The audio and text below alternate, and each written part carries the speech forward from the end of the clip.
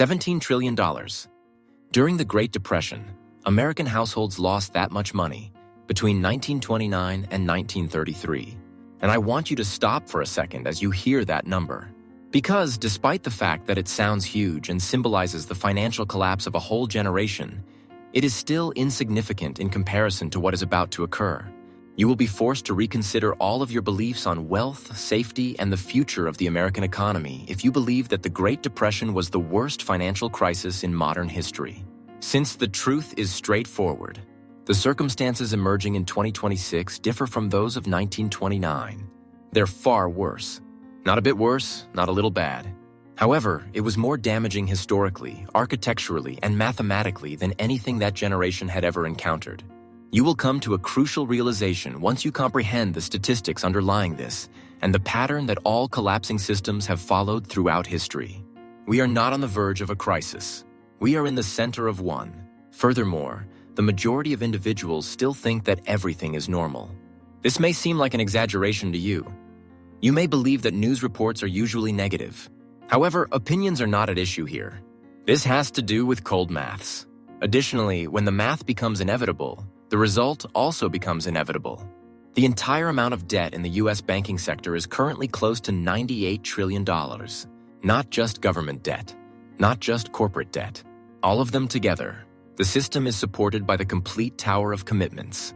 Furthermore, the majority of people are unable to visualize this figure due to its enormity. They hear it, they give a nod, they also forget about it.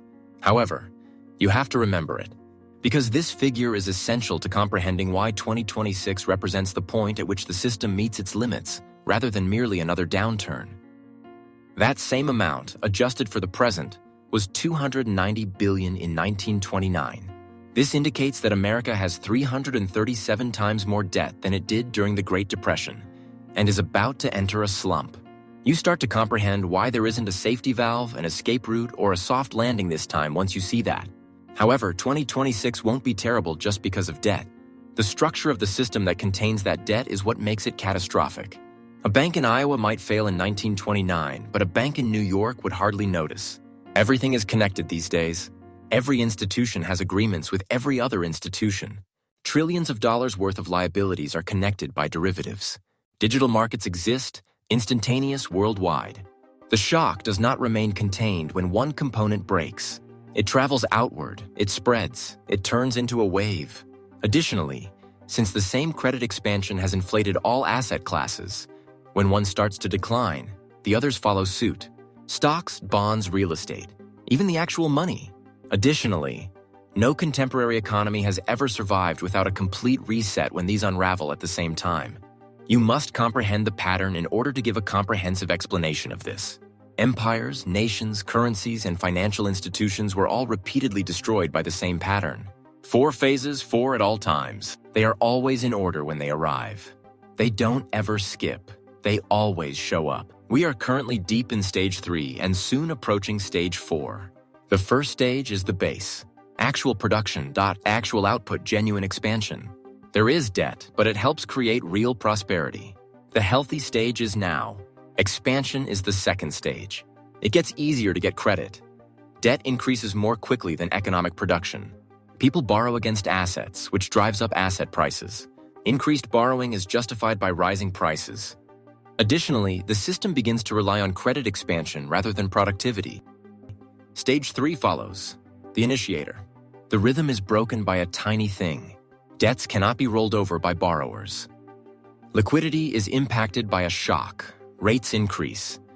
Defaults start. Additionally, minor fissures become into fractures because the system is leveraged. Fractures then turn into collapses. Destruction is the 4th stage. Inflation or default erases debt. Asset values plummet. Wealth disappears. Everything is lost for the middle class. The system is reset. The cycle then resumes. The Great Depression, Weimar hyperinflation, Japan's lost decades, and several more instances all exhibit this same pattern.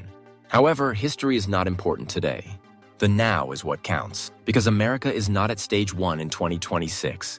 It's not in stage 2. Stage 3 is not being approached.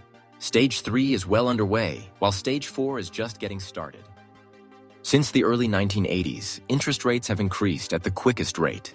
Corporate debt must be refinanced at level that ruin earnings.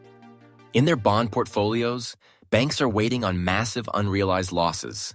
The liquidity that used to buffer the system has vanished. U.S. debt is being sold by foreign governments. With a value of over $1 trillion, the yen carry trade is coming to an end. The value of commercial real estate, which was formerly the foundation of regional banks, is plummeting. These are not distinct issues. They are components of the same mechanism that are starting to malfunction collectively. Additionally, the system cannot stabilize when these components fail collectively.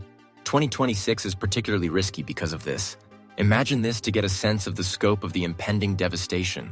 $20 trillion in wealth vanishes if stocks are cut in half. An additional $18 trillion disappears if real estate declines by a third. Trillions more disappear if bonds decline. Additionally, what's left is worth less if inflation reduces the dollar's purchasing power. When you add these figures together, the level of devastation is 4 times higher than it was during the Great Depression. And this is before the start of the panic phase, prior to the acceleration of forced selling, prior to the loss of confidence. It is evident when you consider the current state of the system, with its interconnection, leverage, and reliance on continuous credit expansion. An avalanche can be triggered by even the smallest disturbance.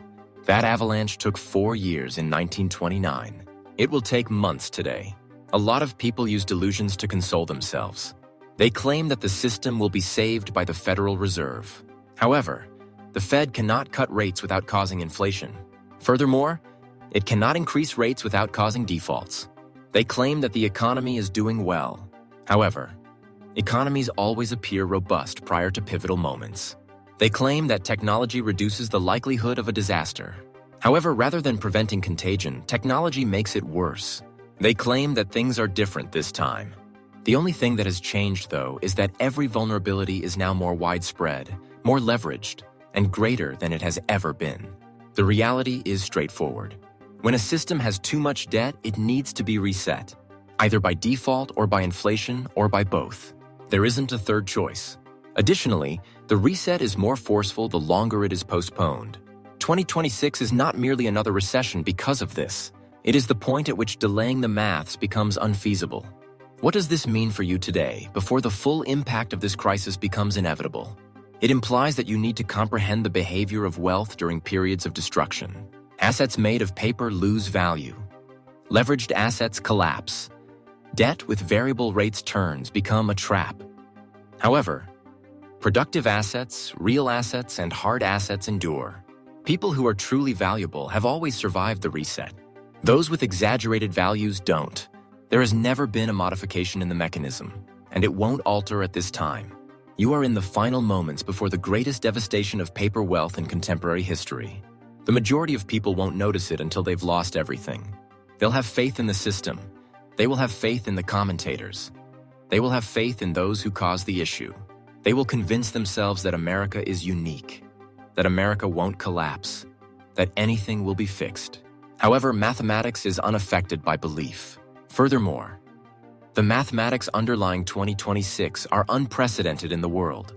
In today's dollars, the Great Depression cost $17 trillion. 3 or 4 times as much will be destroyed by what is about to happen, due to the system's increased fragility by 3 or 4 times. There's no need to panic. All you have to realize is that you are witnessing the latter phase of a centuries-long cycle. The most crucial choice you will have to make in the upcoming year is whether to ignore or prepare for that cycle. It will be too late to make a change once the reset starts. You are hearing this now because of this. Not to scare you, not to startle you, but to make the pattern easier for you to see. You can't unsee it after you've seen it. When you comprehend it, you can see why 2026 will wipe out more wealth than the Great Depression. Note: I am not a financial advisor. This video is just intended for instructional reasons. Any outcomes you get are dependent on your own choices and activities.